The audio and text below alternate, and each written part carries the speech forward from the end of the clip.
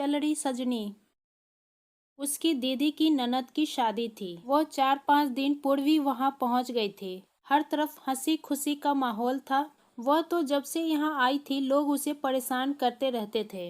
रिश्ता जो ऐसा था, दीदी के देवर, जीजाजी के दोस्त, जो भी आता उससे हंसी मजाक करके ही जाता। वह कुछ उत्तर नहीं देती, शर्मा कर अंदर भाग जाती। बारात आने वाली थी। स्वाति जैसे ही तैयार होकर निकली, लोगों ने छेड़छाड़ शुरू कर दी। कोई उसे लाल दुपट्टे वाली कह रहा था, कोई उसकी आंखें सुरमेदानी बता रहा था। लज्जा से उसका चेहरा लाल हुआ जा रहा था। वो फिर अपनी दीदी के कमरे में घुस गई। अचानक उसकी नजर बरामदे में बैठे एक लड़के पर पड़ी। वह सुंदर सजीला युवक चोरी चोरी उसे देखे जा रहा था। वह उन सारे छिछोरे युवकों से अलग लग रहा था।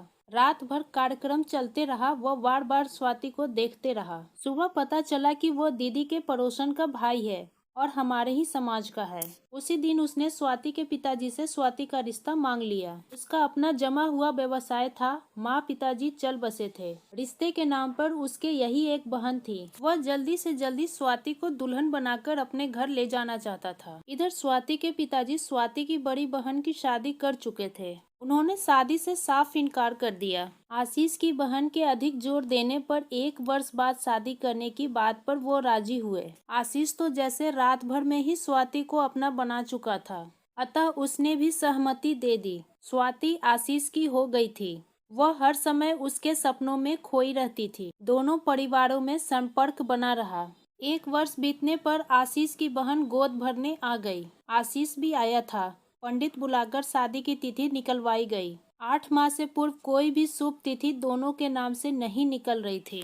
आशीष की आंखों में गहरी उदासी उतर आई। स्वाति उस उदासी को बूंद बूंद पी जाना चाहती थी, मगर अशुभ मुहूर्त में आशीष भी विवाह नहीं करना चाहता था। 8 माह बाद विवाह की तिथि निश्चित हुई। एक बार फिर आशीष बिना कुछ कहे सब कुछ कहकर चला गया। अब उसके फोन भी आते रहते। जाने कैसे कैसे सपने स्वाति ने बुन लिए थे आशीष के साथ। स्वाति, मेरी प्रतीक्षा का अंदाजा तुम नहीं लगा सकती हो। माँ के मरने के बाद मेरा घर खंडर बन गया है और मैं एक भूत। माँ जब सो जाती, स्वाति चुपके से उठती, अलमारी खोलती, आशीष की पहनाई लाल चुनरिया पहनती, सितारों वाला दुपट्टा ओढ़ती और फिर अपने हाथों को स्वयं चूम लेती। फिर धीमे से सब उतार कर रख देती और सो जाती। समय पंख लगाकर उड़ गई। शादी का शुभ दिन नजदीक आ पहुंचा। शादी से 5 दिन पूर्व सगाई लेकर उसके घर वाले चले गए। उसे हरी चूड़ियां पहना दी गई और सुंदर लाल साड़ी से उसे लपेट दिया गया। घर मेहमानों से भरने लगा। शादी के 3 दिन बचे थे।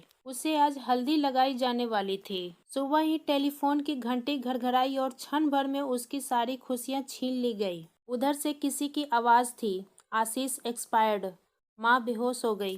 पिताजी जहाँ के तहाँ खड़े रह गए। स्वाति कमरे में दौड़ गई। वह एक एक कर चूड़ी तोड़ने लगी। जब माँ को होश आया तो उन पर दुनियादारी सवार थी। बेटी, अभी तेरा कुछ नहीं बिगड़ा है। अभी तेरे 7 फेरे उसके साथ नहीं हुए हैं। तू उसके नाम की चूड़ियां मत तोड़ना। माँ ने अपने हाथ से स्वाति की चूड़ियां उतार दी। उसकी पुरानी सलवार कमीज उसके हाथ में पकड़ा दी। ले स्वाति, पहन ले। जो हो गया सो हो गया। तू कुंवारी की कुंवारी है। थोड़ी देर में औरतों की सांसारिकता शुरू हो गई।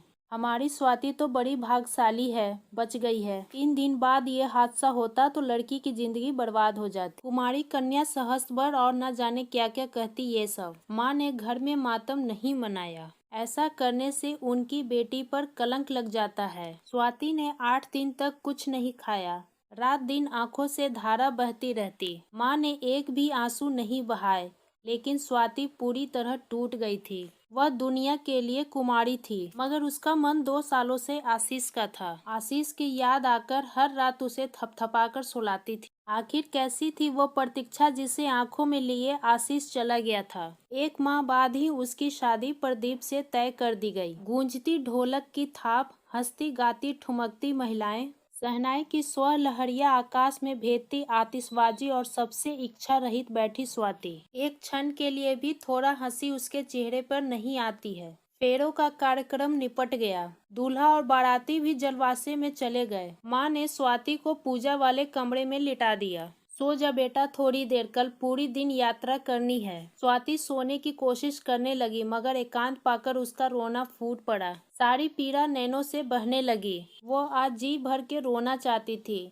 शायद आज के बाद वह उसको भुला सके। आशीष की यादें साए की तरह उससे लिपटी थी। सारे स्मृति चित्त एक एक कर उसके सामने उभरने लगे। स्वाति इस शादी को स्वीकार ही नहीं कर पा रही थी। प्रदीप में उसे आशीष की तस्वीर दिखती थी। माँ की आवाज ने उसे चौंका दिया। उठो स्वाति, विदाई का समय हो रहा है। स्वाति माँ से लिपट फवक फवक के रो पड़ी। माँ, 2 वर्षों से मेरी विदाई के लिए इंतजार करने वाला कहाँ चला गया? माँ ने उसके मुंह पर हाथ रख दिया। ऐसे शुभ मुहूर्त में अशुभ बातें नहीं करते।